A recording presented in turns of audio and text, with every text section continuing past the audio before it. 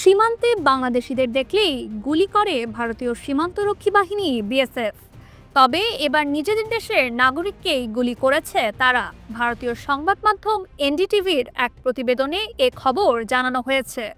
মঙ্গলবার অবৈধভাবে বাংলাদেশে প্রবেশ করা এক ভারতীয় যুবককে গুলি করে বিএসএফ। আক্তার জামাল রনি নামে ওই যুবক গত সোমবার একটি ধর্মীয় অনুষ্ঠানে যোগ দিতে বাংলাদেশে প্রবেশ করেন। পরদিন সীমান্ত পার হয়ে ভারতে প্রবেশের চেষ্টা করছিলেন ওই যুবক।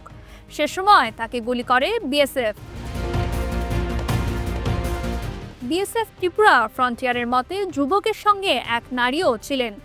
কর্মকর্তাদের বারবার সতর্কবার্তা সত্ত্বেও তারা বেড়া পার হওয়ার চেষ্টা করেন এবং নিরাপত্তা রক্ষীদের সঙ্গে সংঘর্ষে জড়িয়ে পড়েন।